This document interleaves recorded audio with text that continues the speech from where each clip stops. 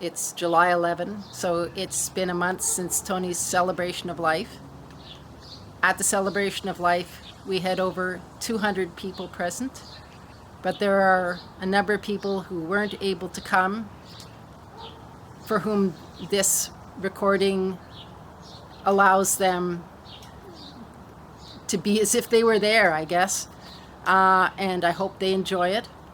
I want to give my thanks to Alistair Grant, who was the MC at the celebration. I thought he did a great job. He was a great friend of Tony's and mine, still a great friend of mine. John, my youngest, gave a speech on my behalf. And occasionally in that speech, he gives an aside in his own voice.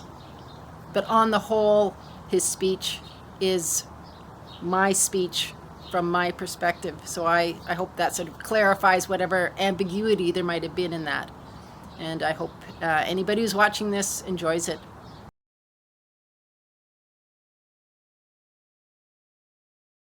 So welcome to Tony's Memorial. I guess we should have rented the Jubilee Auditorium.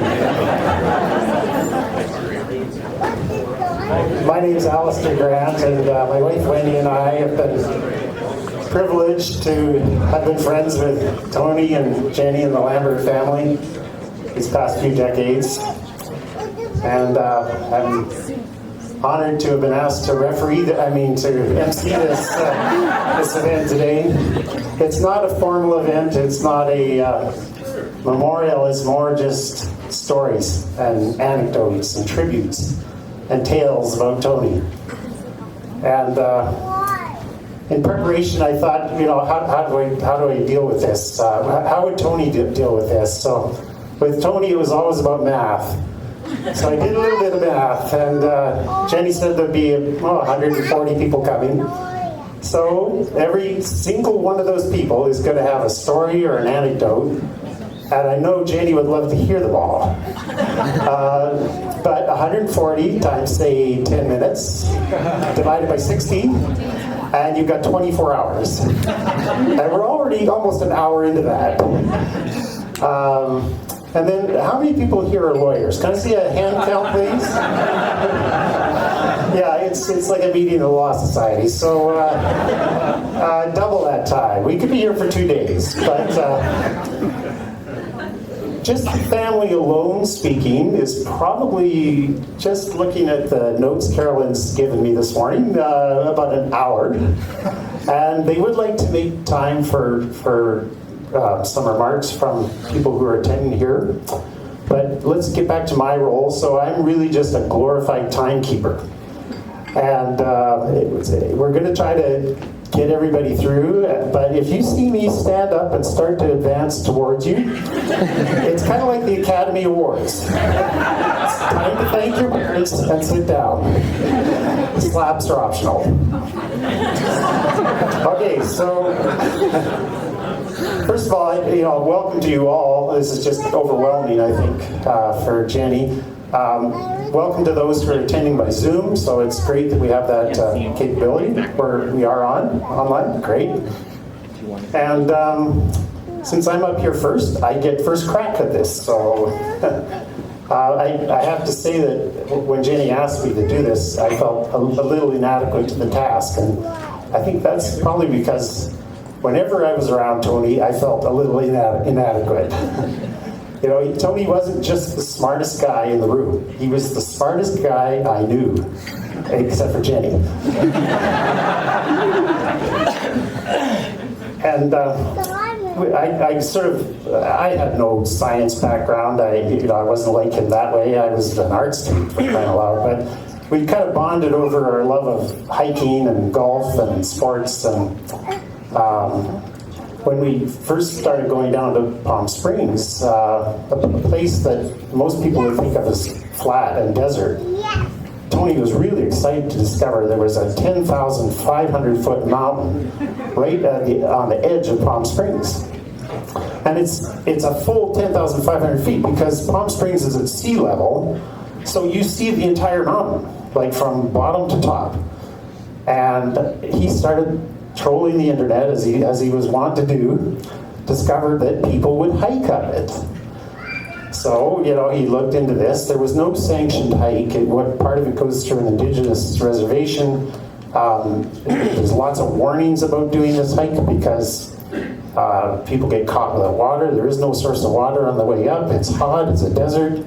If you go in the daytime, you might fry to death on the side of the mountain. But none of this deterred Tony. So up to that point, the only hiking I'd done with him were sort of, what he would call a family ramble, 15, 20 clicks. But this hike was 25 kilometers, climbing 3 kilometers, so, fairly formidable. The first time I knew that I was in a little over my head was when he said, "We got to go to the hardware store."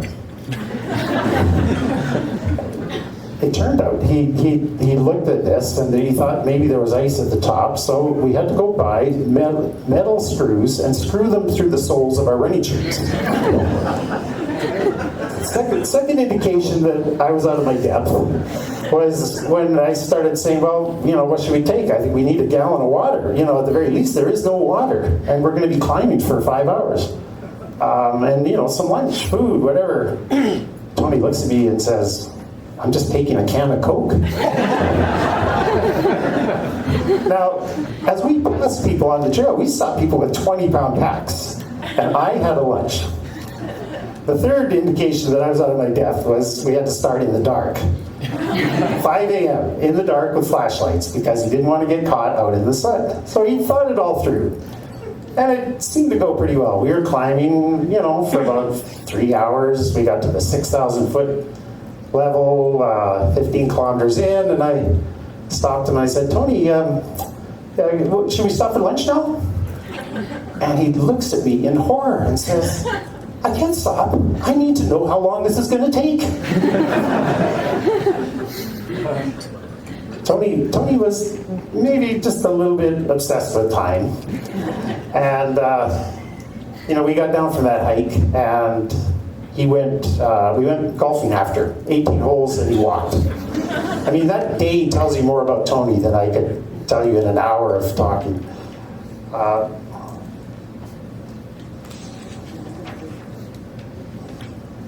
Anyway, it's hard for me to go to the mountains now and not think of Tony. And every time I see a slope covered in forest, I think of his wish that all the trees were gone in the mountains. Like he just wanted to look at the rocks. But unfortunately, despite his obsession with time had a bit of a nasty surprise in store for Tony. It's kind of like the joke about the lawyer going to the pearly gates and St. Peter meeting him and saying, "Oh, you're much younger than I thought, but your billable hours say that you're 200 years old." In Tony's case, I know that his billable hours were just as precise as the man himself, but he packed more life into his time here than any other person I know. He never stopped. He was always planning. He certainly didn't sleep much, and he didn't waste his time on trivial entertainment, that's for sure. He was a planner too, and he was always 5 steps ahead of everyone else. I mean, he even had 4 kids, made sure they were all lawyers so that someone could take over the firm when he was gone.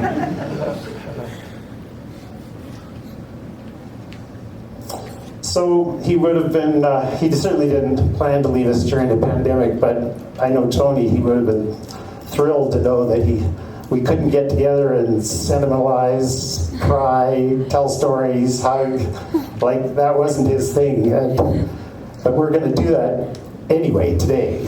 So to lead us off, we're going to have Carolyn come up, and she's going to describe some of Tony's life events. So, daughter Carolyn.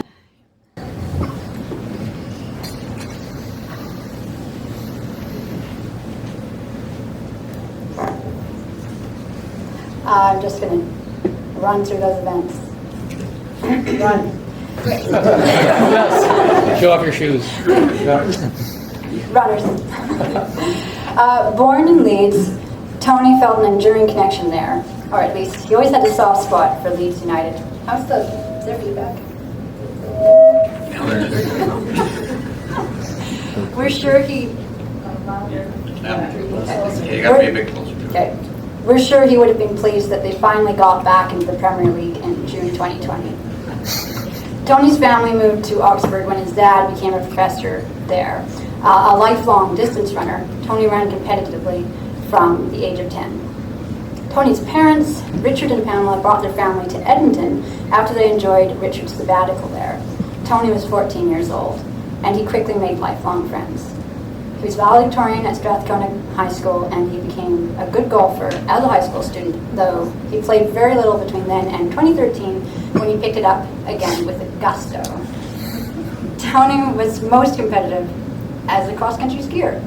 He was self-taught and ended up competing for Alberta. He skied the local Birkebeiner many times over the years. Tony graduated with an honors geophysics degree at the University of Alberta and worked for Chevron for 2 years post-graduation. He enjoyed a summer in the north, uranium prospecting near copper mine. This involved a lot of walking over hummocks. Tony started law school at the University of Toronto in 1980. There, he met his wife, Jenny, one of his classmates, in the first week of September. They married 4 months later. Tony and Jenny had their first child in third year, in time for Christmas exams. Tony articled in Edmonton and Matheson Company, then decided he wanted to become a patent agent, following in the footsteps of his paternal uncle. The family moved back to Toronto, where Tony joined Rogers, Breskin and Parr. Tony and family were there for 4 years before returning to Edmonton to be a patent lawyer at general law firm Cruikshank Cabela's. With 4 children at home, Tony left the firm at around age 36 to start his own patent law firm and never looked back. He enjoyed the freedom and responsibility of being his own boss. His business was successful from the day he started. Though the bulk of his practice was patent prosecution, with a continuous stream of new technology to explore, he also maintained a modest litigation practice, despite not being a comfortable public speaker. Tony ran the Jasper to Banff relay for every year that it was possible to do so. His enthusiasm for running enveloped his whole family, including many years participating in the Kananaskis 100 relay with one of the teams, with wife and 4 children running, and often his own siblings too. Tony generally took the month of November off, traveling with the whole family, including to the Grand Canyon, Hawaii, and 3 trips to New Zealand with very young children. All 4 children were taken out of school to come along. And in recent years, the November trip was to Palm Springs with the attractions of mountains and golf. And I'll end there, leave the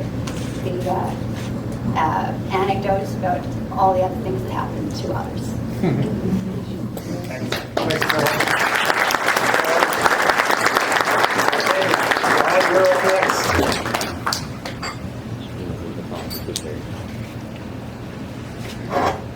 Sorry about that. So I'll just be starting with a characterization of Tony by Jenny, his wife. So Tony was very intelligent, but if you knew him, you knew that. He was very disciplined.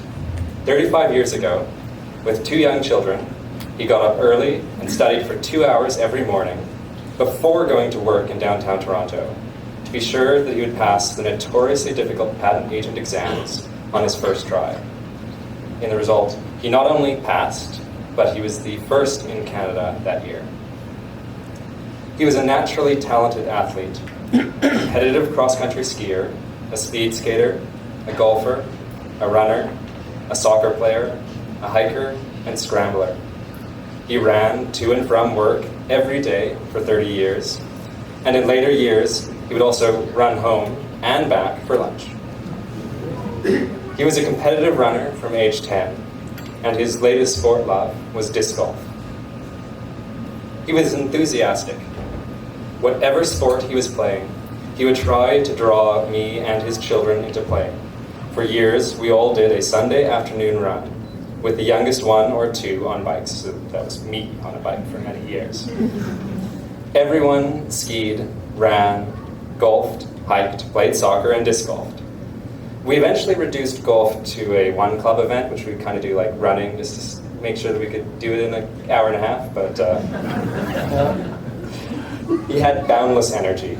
He never wanted to take a water break during a 2-hour soccer scrimmage. He just wanted to keep playing.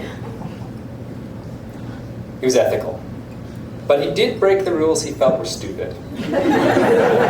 Like having to come to a complete stop at a stop sign while riding a bike.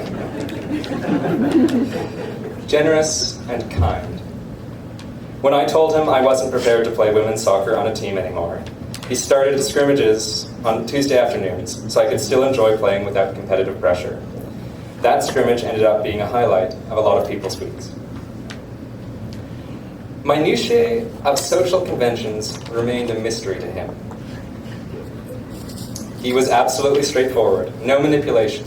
Somewhat gruff, he showed he cared, but he did not say it. He was not afraid to argue his opinion, however contrary to the conventional view. Ready to explore to find the truth, skeptical, and read the scientific papers behind the headlines. He was a supportive dad, an inspiration. He took the whole family running and hiking from when the kids were very young, often carrying the youngest, me, right up those mountains. It tells you a lot. Actually, if you look at those slides, I am being carried in attended. It tells you a lot that all 4 of the children followed him not only into law, but also have become patent agents. He didn't care about things, clothing, furniture, cars, but we did kid him that he was the Imelda Marcos of running shoes. He bought them for himself and the whole family. A friend mocked him for being the best-dressed lawyer in Edmonton. He was usually in shorts and a t-shirt in the office. Tony made life fun.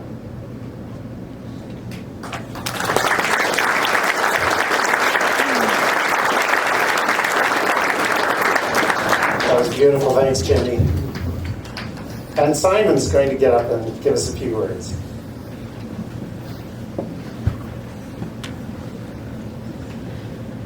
Might have a bit of overlap with John's, but what you got into much better. Along with other. Yeah. So one thing I regret not doing more with my father is talking about controversial subjects. Because there was this one crazy opinion he had that I wish I could have got him to change. And that opinion was about when there's an obstacle on the highway and you have to merge down to one lane. He was of the opinion that the proper thing to do is to go in the same lane as the lane that goes through as early as possible, and everyone should line up. And those people who go the other lane and merge at the end, those are terrible defectors. And it's been scientifically proven, and of course my phone is, but it's been scientifically proven, I tell you, that the fastest way for traffic flow is to merge at the last moment. It's called a zipper merge, okay? And from the perspective of the zipper merge, which is the objectively superior way to do it. However well-intentioned someone in the main lane is, they are the problem.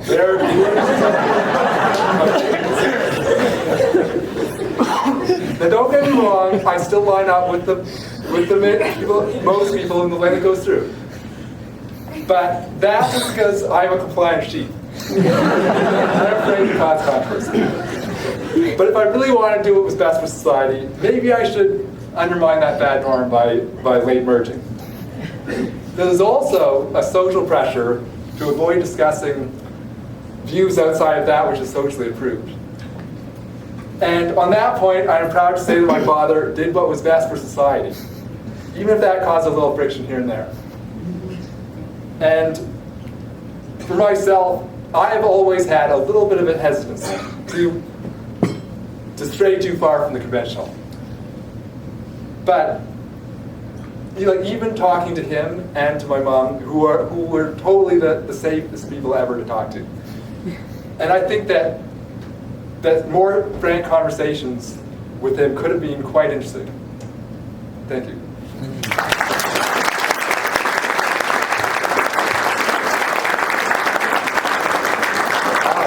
Nice job of upstaging your siblings. And now, child lawyer number 4, Adrian.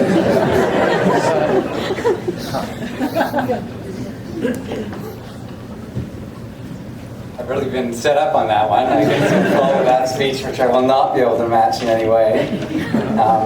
And I'm probably going to repeat what people have already said, which is just sort of how eccentric and how much of a character my dad was. It's somewhat hard to capture. And I was thinking of words that I would use to describe him, and he was intense, he was focused, very opinionated, but he also had infectious enthusiasm, and with that he had honesty and generosity. And in terms of intensity, it was everything. Whatever he did it intensely. He was always moving. He was running, he was skiing, he was speed skating, he was playing soccer.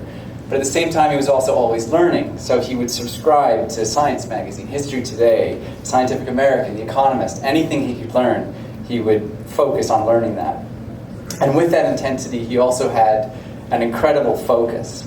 So he was very focused on time.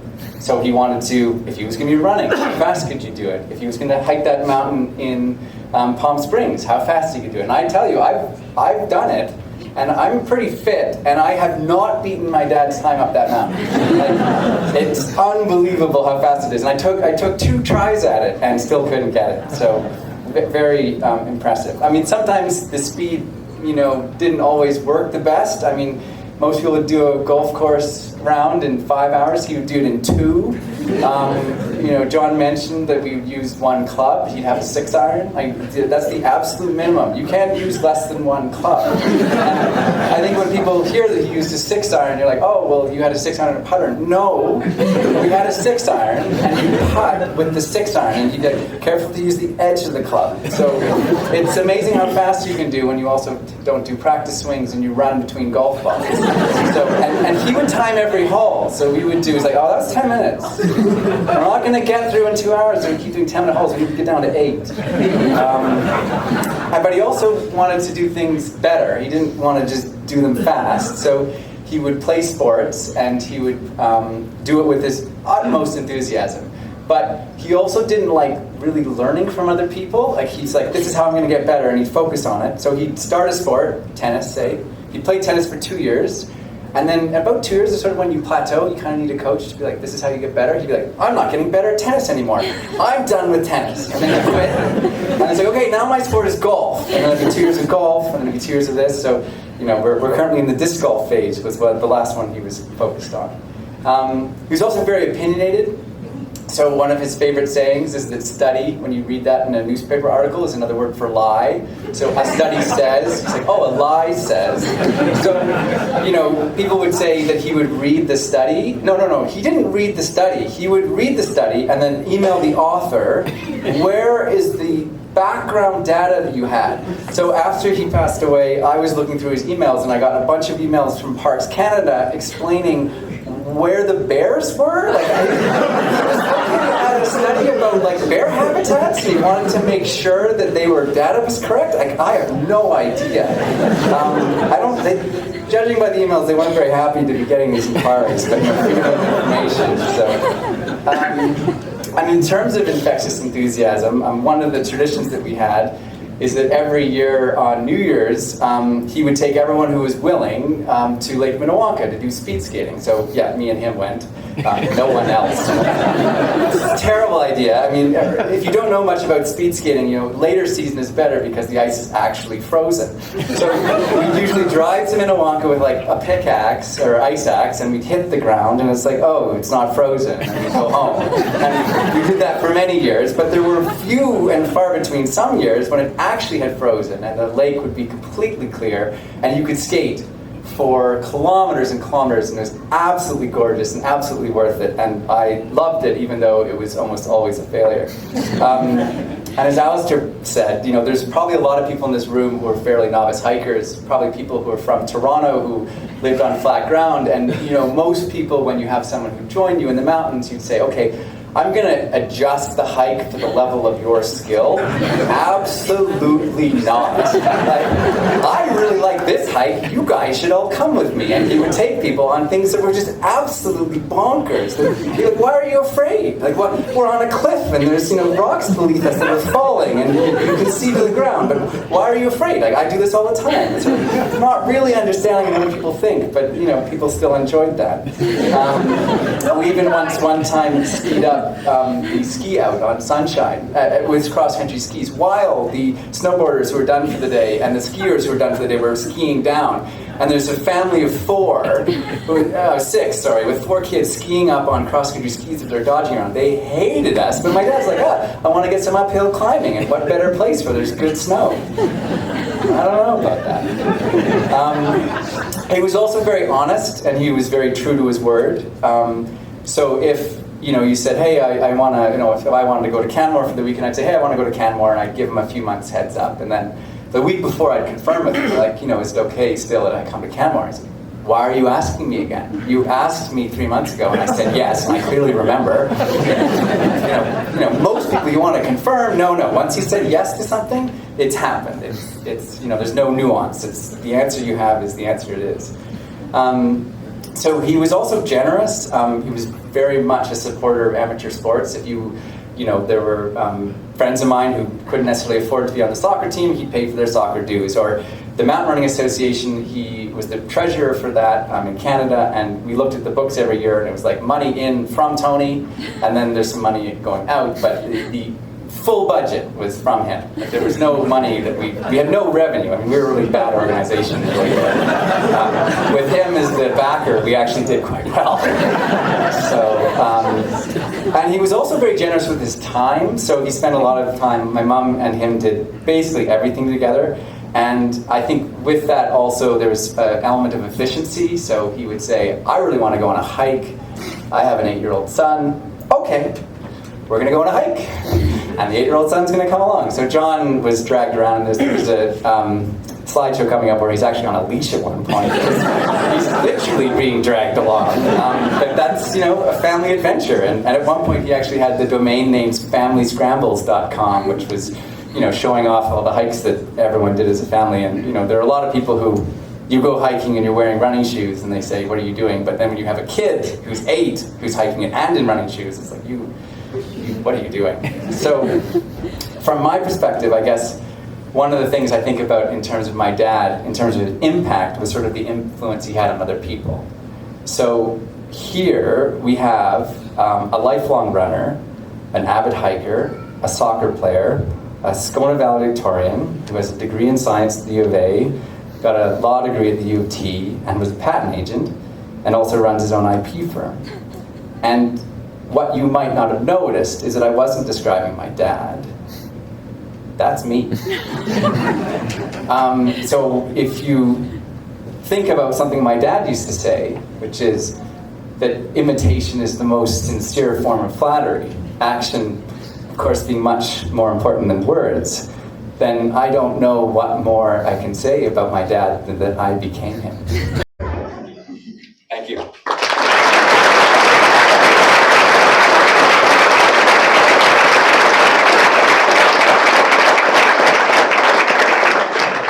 Bear in mind those comments about eccentricities come from a guy who runs up mountains for a hobby. Thank you, Adrian. That was marvelous. So now our youngest brother, Tim, is going to give some remarks.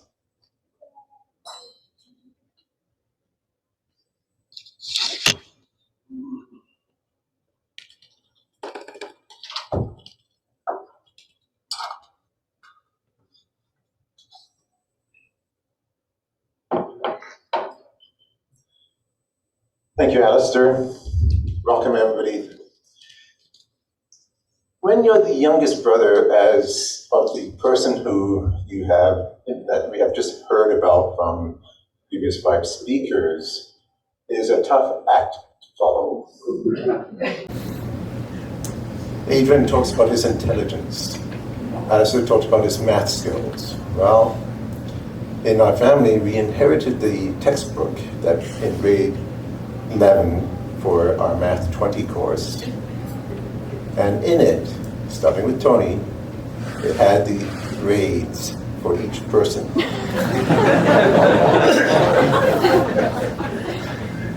Tony, 100. Caroline, eldest daughter and his third child, 98. Jenny, not so good. Nice. Come on. Sorry? Relative back. I make it sound bad, but it's actually in the 80s. Mine was in the 70s, but it's like, okay, I'm going against Tony, so it's Mr. Scudrins who taught 5 out of the 6 kids teaching it. So I went to him and I said, Mr. Scudrins, I have the textbook and here's Tony got 100. Don't expect that from me. Yes, he did influence us in many ways. As mentioned by Caroline, he was a Leeds United fan. The only English team that I've ever been a fan of was Leeds United. I actually got away from that in the mid-70s. I'm not a supporter of any English team now. However, growing up with him, I don't remember a lot, but he did influence me in one specific way. Thunder and lightning. He told me that thunder was the souls of the dead going to heaven. Okay? As a young kid, I believed it. Dad told me that the thunder that we heard was actually the coal trains going across the sky to heaven, to carry the energy to heaven, because we lived in England at the time. But when we moved here, Tony was one of my younger sisters and my babysitters a few times when Mom and Dad were out. Thunderstorm comes through. Sue and I are terrified. Tony comes in and can't understand why. It's been explained already by Adrian how people feel about that. So we're terrified. And he says, that lightning you see is the same kind of electricity that you see in the outlet by the bed. Never been terrified of a thunderstorm since. So he does have a positive influence, but also once in a while. And Adrian talked about how he can be a contrarian at times. And you'd have an argument with him. And he actually told me back in the late 70s that he did have arguments with people and took the opposite view just because he wanted to challenge them. He actually held that same view. So when you had a discussion with him, any time since then, I will bet you do not know whether or not he's actually on the opposing side, or was he just challenging you?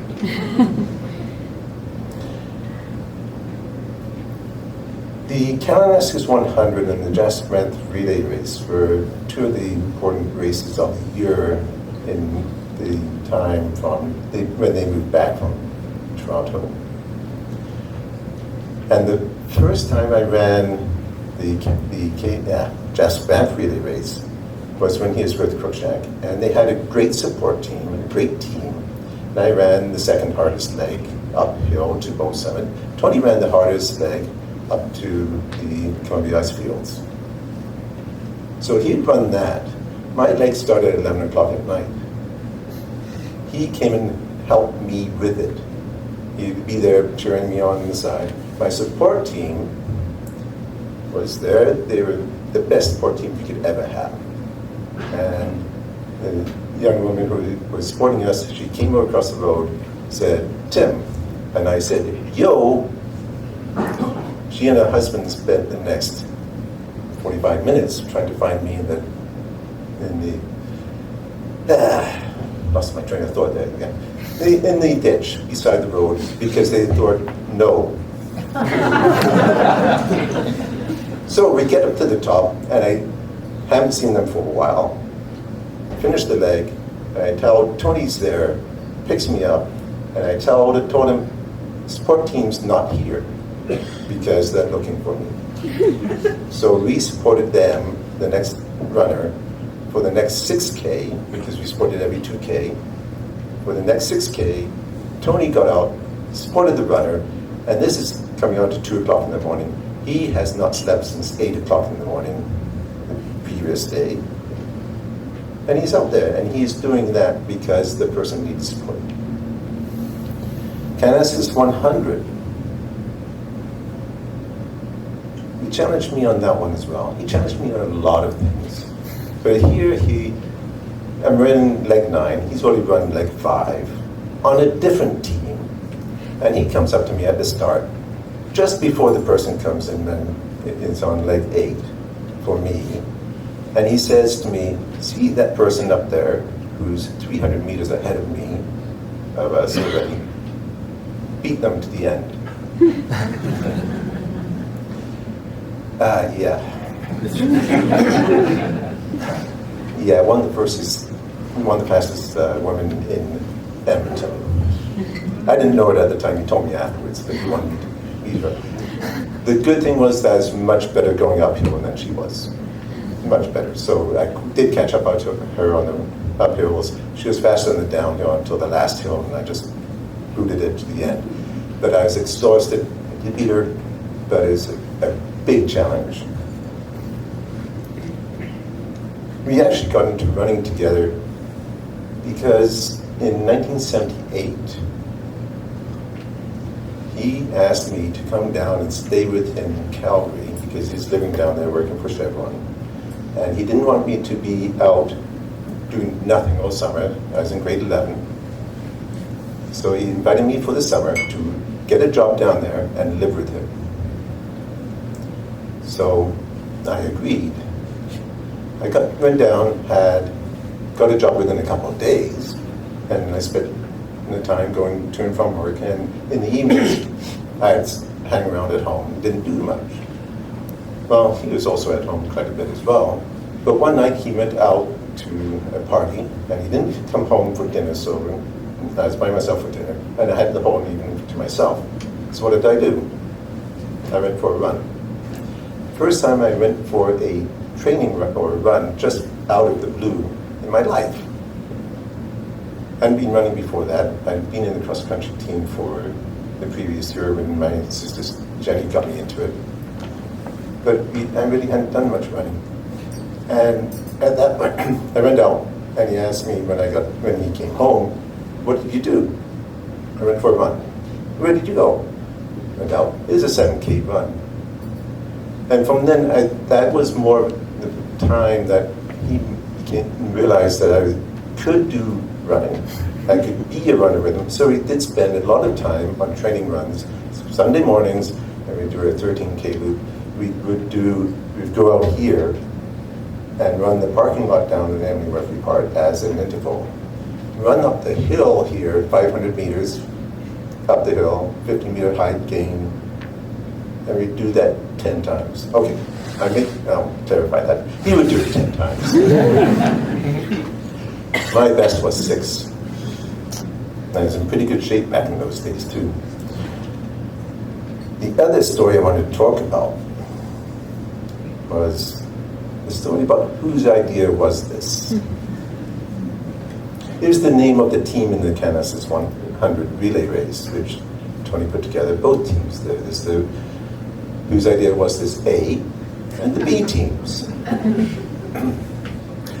Let's just say a lot of us were never on the A team because that was made up of Adrian and his friends, who in the first year, the person on the 10th leg, which went out, turned around at a point and came back. The team was so fast that they beat the people who were supposed to be at the mid-turnaround point. And the runner went another 2K before he realized that there was not a chance at the turnaround point, that he'd gone too far. But he had no idea why. So when he came back, he met the people who were just setting up. And he came second out of the whole, and the team was second out of the whole group, but they gave him first because the turnaround people said, yeah, he came back the wrong way. But the A team was one of the, well, they were the top team for quite a few years until the Calgary runners decided that this was enough, and they put in their best runners as well, so it became a competition. And it was at that point where we started hearing that, yeah, it's the A team that essentially revived the Canassus 100 at that point. It was steadily turning up less interest, but it revived them. And of course, he was generous in his monetary support in the Canassus 100. One of the items which my wife mentioned this morning was he is the rebellious second son. And he got that from his uncle. Uncle Hugh was a big important influencer in his life. As mentioned earlier, Tony became a paddle lawyer, but so was Uncle Hugh, followed in his footsteps. And they spent at least every year he'd go back and see Uncle Hugh at least once, 2 or 3 times sometimes. But Uncle Hugh was a huge influence, and Uncle Hugh passed away 7 months after Tony did. And I mentioned to one of Jenny's table here just before this about, and I plan to speak about it as well, was his time at Lambert Alpha, which is a fraternity, and he lived there for a year and a half when he was going through university. One of the practical jokes he played on his fellow mates were they had parties, and he took 2 women to the party with him, and everybody was jealous and surprised about him having 2 women with him at the party. Sisters Jenny and Caroline. Yes.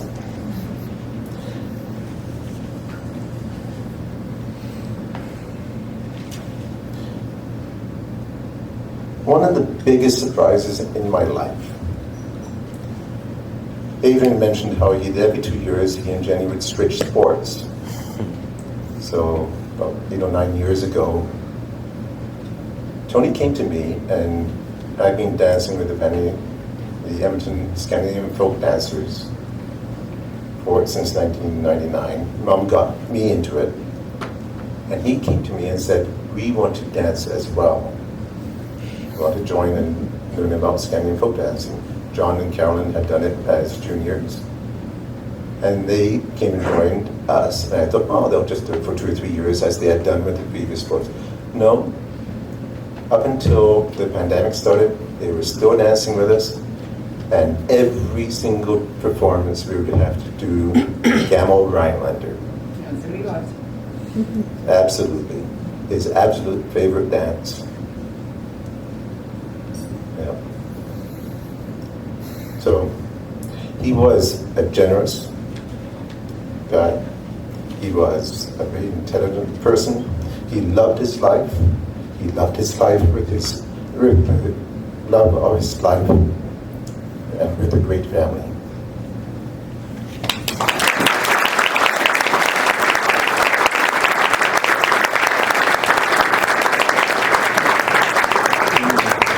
Thanks, Tim. And Sue's now going to get up and give some remarks. There we go.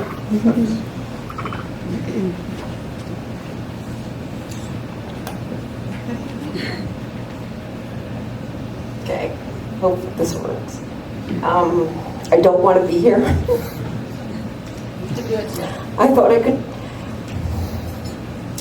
After 2 years, you'd think it would be okay, but it's like it was yesterday, and it was the worst day of my life. So I'm going to start because there's a couple people who couldn't be here who were important people in Tony's life. One being Doug Reagan, who was his best friend from junior high. And he unfortunately not unfortunately for him, he's celebrating the birth of his first grandchild in Norway. He would love to have been here. He was very close to Tony, and he sent me something to read, which I will do. At age 16, Tony and I took up Canada's national sport, lacrosse, which I forgot he did, which was where we met playing for the South Edmonton Spartans for about 4 or 5 years.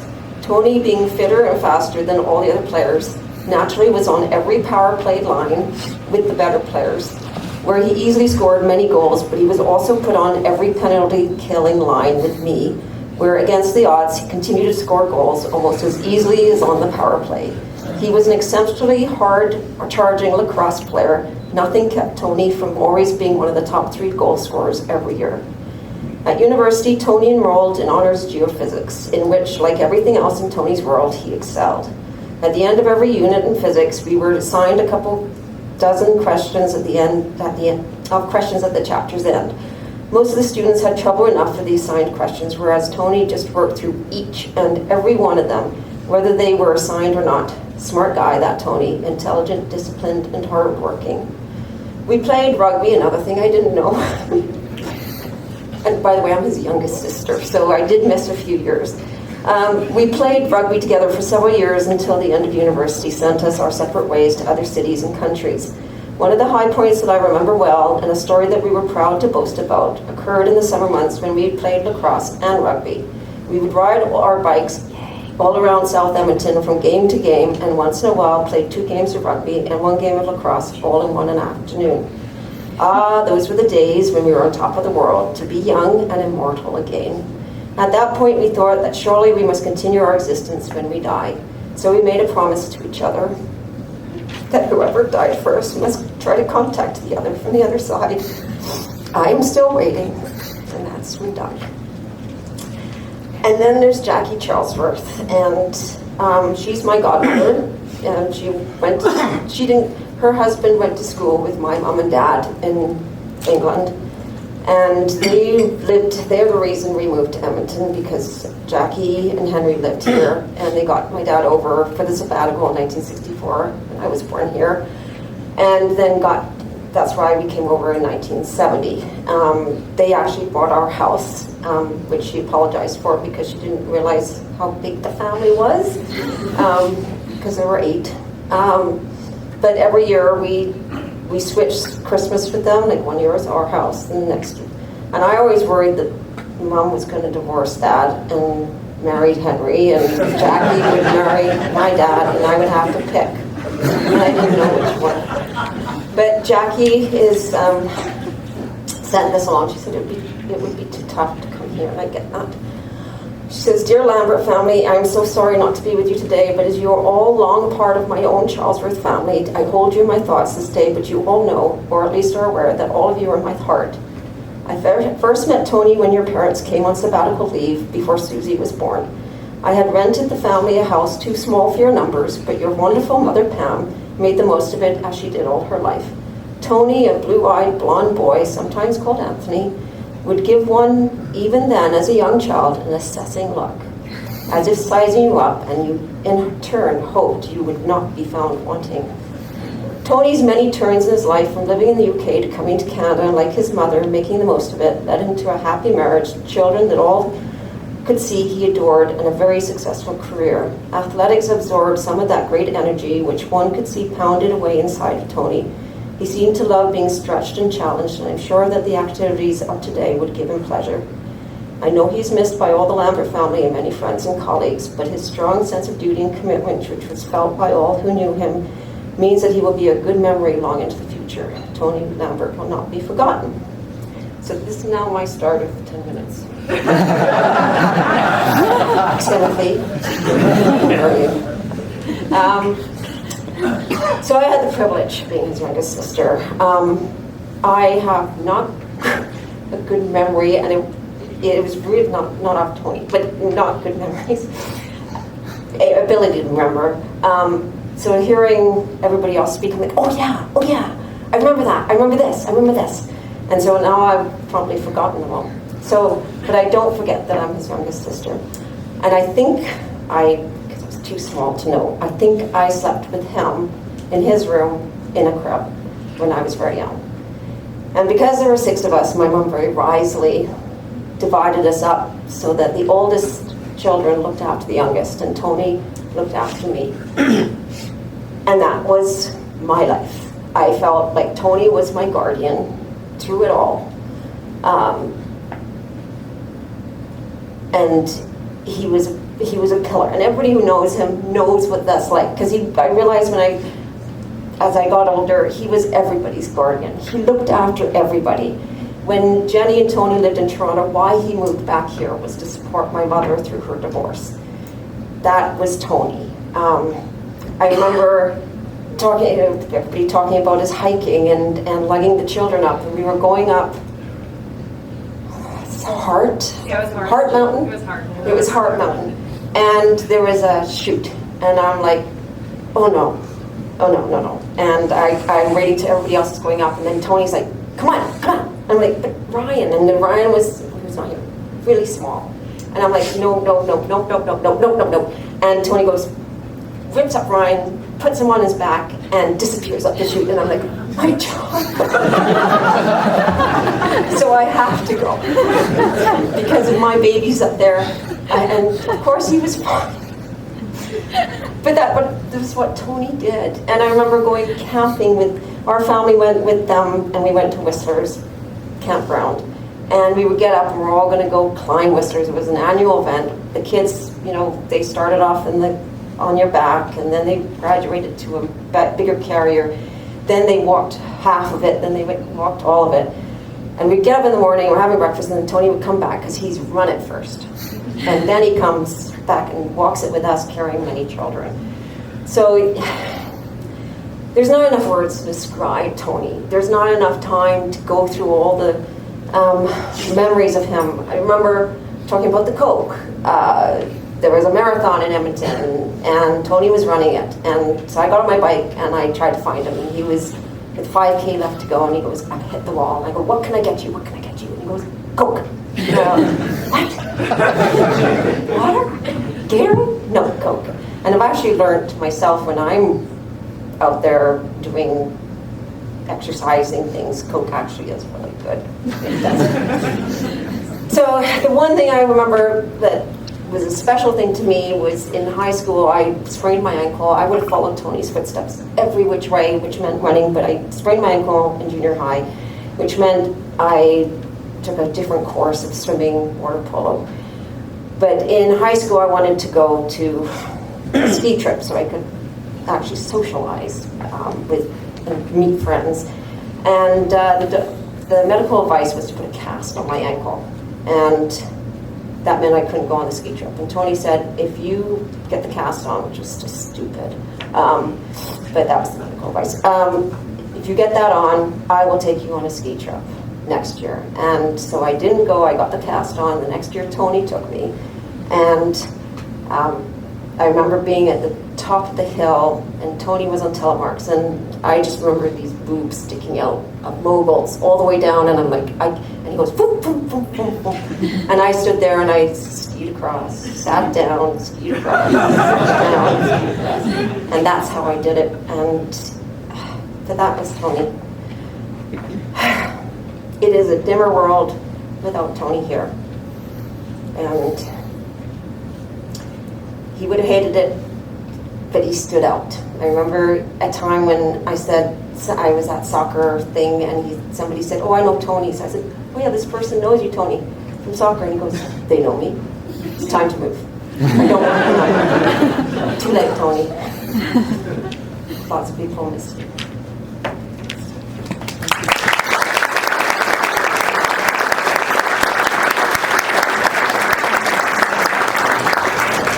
Thanks, Sue. Yeah, you described that beautifully. A dimmer world. Now, Carolyn's going to get up and give some remarks. It's a family of lawyers. You cannot stop this. I mean,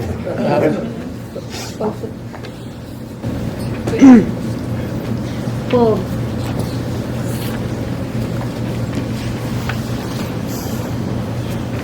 what I have are not my remarks, but those of others.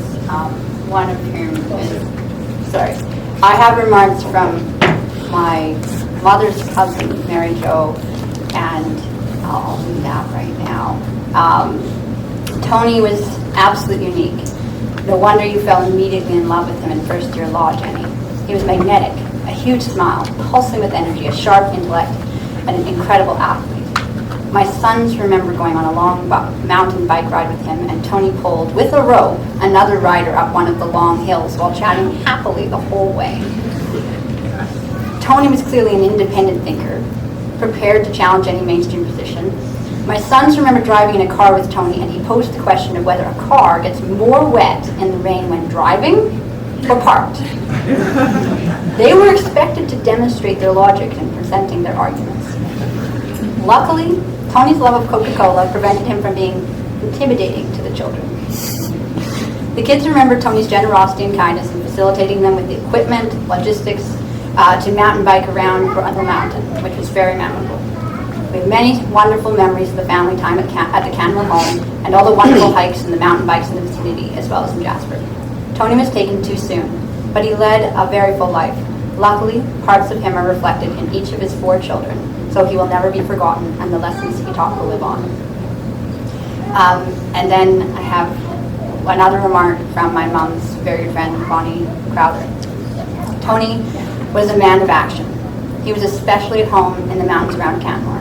When we visited there with our family or as a couple, Tony happily devoted his time and energy to planning hikes and bike rides, even outfitting us all with appropriately sized bikes and helmets for exertions. His house in Canmore has been home base for many outdoor adventures for countless people. He always welcomed visitors with open arms, excited to share his love of nature with friends. Back in Edmonton, he generously offered employment opportunities to both our children and many other young people in our community when they needed a boost in life. That was greatly appreciated. Once, on my weekly walk with Jenny, I complained to her of an injury to my lower back. Later that evening, I got a call from Tony, who had told me he had had a similar issue. He then proceeded to tell me what remedies he had tried and how he eventually resolved the problem. I was very touched that he would take the time to call me to offer assistance. We all miss Tony and feel very thankful to have had him in our lives.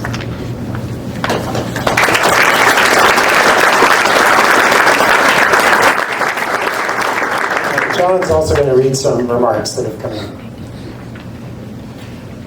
I'll also try to make these fairly quick.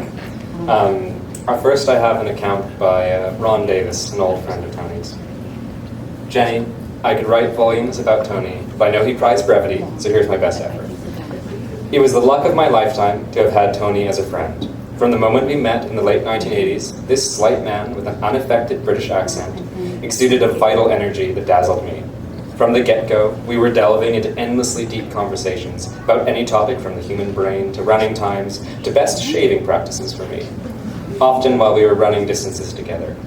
And just as Tony had a 2:40 marathon time and I never broke 2:50, so Tony being Tony, he was always happy to slow down to my pace. So I always felt that I was scrambling to keep up with the mental, physical, most notably human energy of this small but mighty man. I'm only 5'5" myself, so we were height compatible. I had never met anyone, I still haven't, at once so intellectually gifted, yet day-to-day practical and still emotionally wise. We might be talking about the human brain, but at the same time he was steeped in the mundanities of running a law firm, and above all, keeping his priorities right with his dedication to Jenny and his children.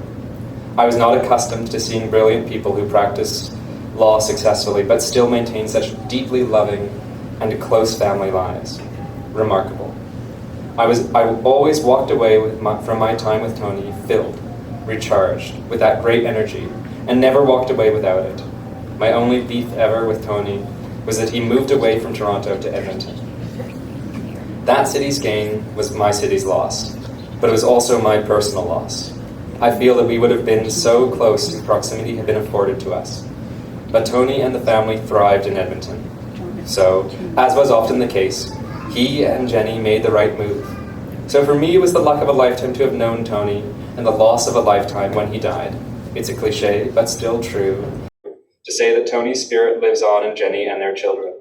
The world needs more Tony, and is the lesser for losing him. I never got to say it, so I will say it here. Goodbye, Tony, dear friend. Goodbye, and thank you for it all. And an account by one of Tony's old clients and friends, James Classen. Tony was the main patent lawyer for me and for Genesis Advanced Technology for over 20 years, and he was a friend and encouragement to me for just as long. I remember my first meeting with Tony where he told me with complete confidence that my car suspension invention probably would not be patentable. But after looking at the first prototype of my bike suspension invention, he said, "You will get a patent on that one." Patent lawyers are never supposed to say anything like that, but Tony always spoke his mind and he was usually right. In both those cases, he was correct. The bike suspension was not only patented, but stood the test of time and was never infringed for the full 20 years of its life. I don't doubt that speaking his mind will be a recurring theme as we all talk about what we loved about Tony. From my perspective, Tony was one of the few people that has ever asked me a question, listened to my attempt at an answer, and then told me, "You don't have a clue what you're talking about." Oh man, I miss that guy. One more story that illustrates Tony's faithfulness as a patent lawyer, and beyond that, his faithfulness as a friend. Because if he was just my patent lawyer, he wouldn't do things like call me up around dinner time while I'm on a business trip in another country and say, "Did you know we don't have much time left to write your engine patent?" To which I said, "No, how long do we have?" To which he said, "About 4 hours." And then he spent the next 3 hours and 40 minutes on the phone with me, getting a patent written and submitted on time. I wish this was a rare occasion, but I'm guessing there were a dozen down-to-the-wire moments like that, and I never once heard him complain or reprimand me. He simply let me know what the risk was of not getting it done on time. I'm so thankful for Tony and for all the time I spent working with him, and the occasional time I got to spend time with him outside of work. I've also greatly enjoyed working with Tony's family, and I'm very grateful that Tony passed on so much of his intelligence and skills and work ethic to his children. James Classen.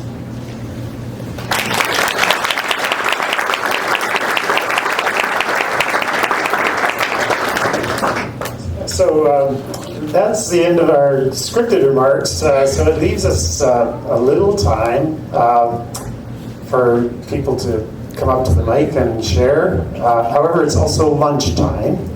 So I'd like you to keep that in mind if you can keep remarks to under 2 minutes so that we can maybe spend about 20 minutes and not let lunch get too cold. So I think Brother Jeff wanted to start us off.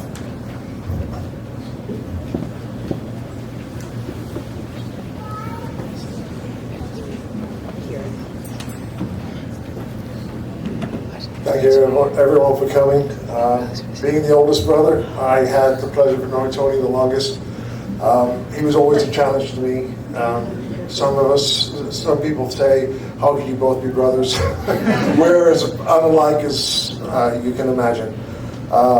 Knowing him the longest, I've been around him the longest. One of the things that I remember most, well, not most, my brother Tim reminded me of it. We would take baths together when we were very young. And Tony loved the bath and hated getting out.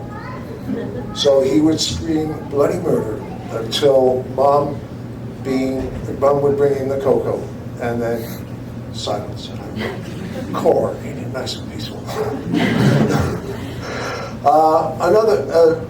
As we grew up, we both loved cycling. In England, we lived in a little village. There was a big hill called Shotover, and we used to love riding down the hill. On the other side, there's a nice long hill. We'd get as much speed as we could, and at the end there was a T intersection. You turn right and continue on, and that would lead you back home.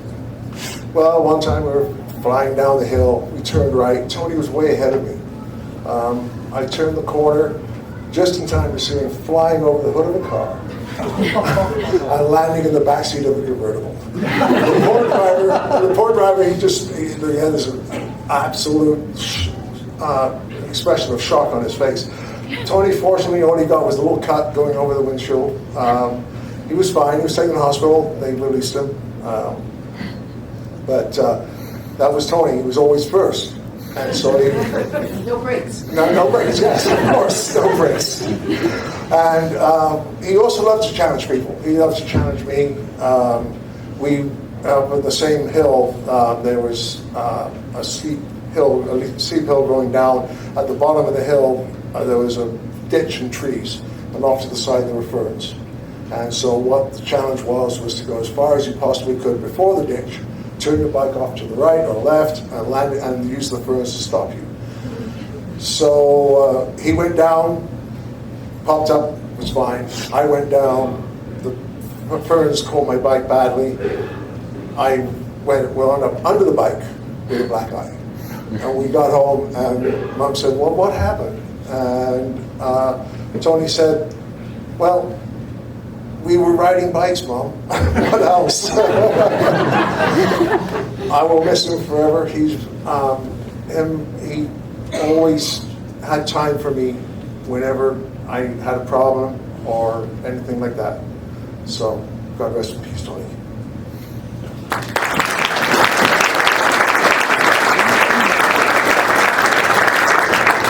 Thanks, Jeff. Did anyone else want to come up?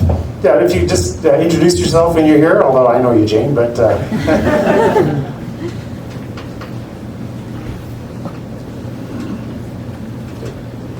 I'll be quick, and I have nothing prepared, but I just want to say that, and it's, I'm just echoing the beautiful sentiments expressed already.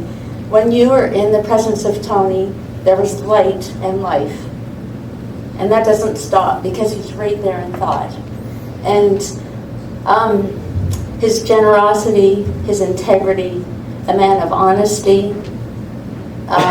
We've had a friendship of nearly 4 decades with Jenny and the Lambert family. Kids growing up together. They came and visited us, as mentioned, in New Zealand, and we had great fun there too. The kids were young. We had beach time.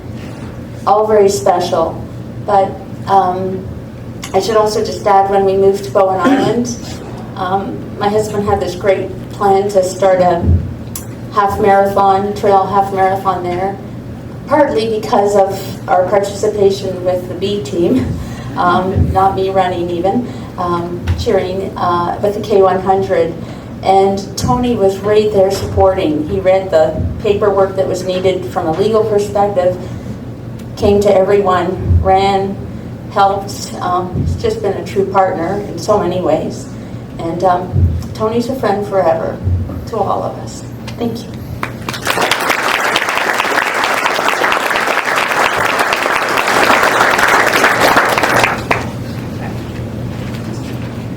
I'm David Alton, old friend of Tony, very old. We probably met 50 years ago in Skona, and I vaguely remember Tony, but we reconnected probably in the late 80s, early 90s, when we both moved back to Edmonton and started to raise our families. We did soccer together. We were soccer coordinators. And I think about all the sports and things I did with Tony. They've all been mentioned here. It's very hard to add any. I didn't know he was a rugby player, but in the last few years, the last 15 or 20 years, whenever he was in town, we would often go for a run on Sundays. So many of the stories I've heard today, I've heard directly from Tony, and it's bringing back a flood of memories, and firsthand the bike crash and many things. But over the years, I think he'd run with me, and I'm not a runner like Tony. He would run because he was a friend with me, and he would never turn down an opportunity to do something like, and he would do the same hike in Canmore, probably 50 times just to introduce it to somebody. He would never complain. He would never say no. And I think of the sports he introduced me to, with rollerblading, speed skating, running, soccer, disc golf. I've only played that a few times. But I think the one story that I'll tell is speed golf, which I think has been mentioned. But speed golf is sport that Tony told me about, and it's perfect for Tony because it's a combination of how many strokes and how long you take. And so the record for speed golf is something like 71 strokes plus 62 minutes or something. So you come up with 132. And I'm sure Tony wasn't that good a golfer, but he would definitely be the fastest one, of course. So Tony finally convinced me to go golfing down at Victoria a few years ago, speed golfing. And my golf history is kind of with my uptight father at Mayfair Golf Clubs. And you had to wear everything and follow all the rules. And Tony was not the type that would ever follow the rules. He would never play at a place like Victoria. I mean, he wouldn't fit in because he wore shorts. And so anyway, that's my history. But we get to Victoria one day, and as I think Adrian mentioned, he has one club. I thought, I'm not a very good golfer either. I had 3 or 4. I think he actually had 5 wood. So we played 9 holes, and we were passing people, just getting to honest. Who are these guys? We'd run by them. Can we go by? And it just anyway, we get to the end, and it took us 45 minutes. And I don't know how many strokes, 50, 60. And it's no fooling around. It's no warm-up, no practice strokes. Just hit the ball and run. It was really fun. So we get to the end. I said, that was really good, Tony. And what did Tony say? Let's play again. And he'd say, I'm game. And he was the most generous guy. And I guess as a friend, I've really been missing the last couple of years. So. And as Jenny said to me, if you want to go hiking, all those things that you wanted to do with Tony, I was thinking someday he might slow down and retire, which is probably not going to happen because he packed in more in life. He didn't have to retire. I think Jenny said, well, just get together, organize it yourself, like Tony. So I guess I'm trying to do that a little bit. So that's my story.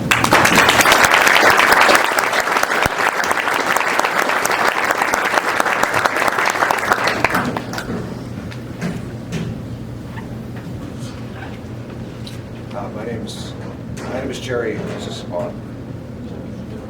No, the power pro. We flew a breaker.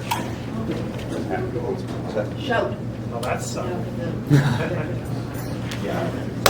No, oh, here we go. My name is Jerry Bauma, and I had an office across the hall from Tony, and I would see him almost every day. And I think I'm the person that gave him the moniker, the best-dressed lawyer in Edmonton. And I would see him come in the morning, go home for lunch, come back, but we both shared a love for running, and we talked a lot about running. And I've been known to, and he recruited me for the first time I ever ran the Jasper Banff. I moved from Ontario in the early 90s. I've been known to write a bit, and I have a book I'm going to give you guys in honor of Tony. I wrote a poem a couple of years ago called A Runner's Life, and now I realize it really was for Tony. So I'm going to read that. The day is dreary with streaks of fading light, cedars groaning, shadows in full flight, maples bending against the deepening gray, yet I, Tony, went running on that very day. Sheets of rain and brooding thunder clouds, biting winds, fast forming icy shrouds, drifting snow, so hard to find the way, yet Tony went running on that very day. Heat on heat, sun burning bright above, the sky is still, no sign of lark nor dove. None said go, for you must surely stay, yet Tony went running on that very day. Ears split, cracks embroiled with flashing sky. He cursed the winds, convinced he will not die. His fists are clenched, compelled to have his way. Yet Tony went running on that very day. Here's the final verse, which realized I wrote it for Tony. When the call comes for those finals in the sky, they shall come. Ask not the reason why. We know not when, nor have we much to say, but Tony will go running on that very day.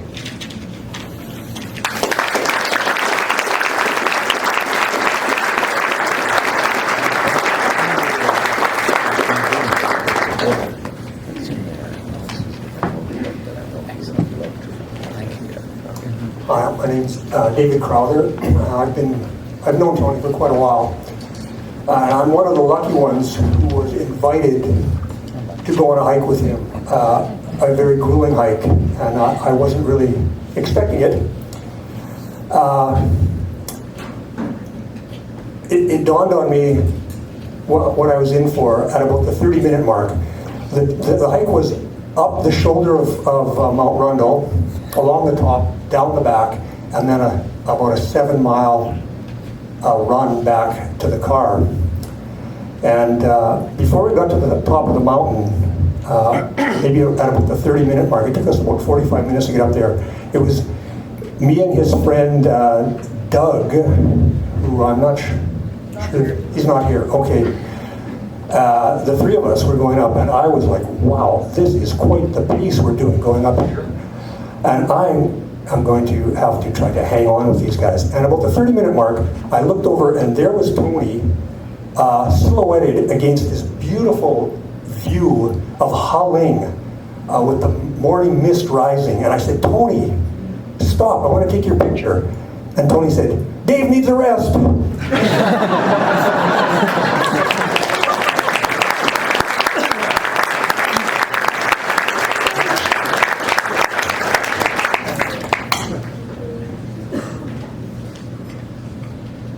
Well, I think it did it again. Lost power. Is it there? Coming back. Give it a second. I can yell. Okay. It might come back. I think we're just about ready for lunch. Just in closing, I wanted to add a little bit of a spiritual component. I met Tony through his wife Jenny, and I met Jenny at the Christian Science Church here at Edmonton. And the children are raised in the Sunday school of the church. And in our religion, we understand life to be eternal. And we understand that we live in an infinite divine consciousness, which is love. And Tony, although he didn't go to church, expressed a very spiritual life. And I think it's a comfort. It's not as good as having him here, but it's a comfort to know it. He had a profound impact on my life, and as you can tell from the heartfelt remarks today, a profound impact on everyone he knew, and as a group, we were privileged to know him. Thank you for coming on behalf of Jenny, Simon, Adrian, John, Carolyn, and his siblings. It was wonderful to see so many people here today, and we're going to have lunch. The family have graciously provided a meal. Hopefully there's enough for everyone, so family, hold back.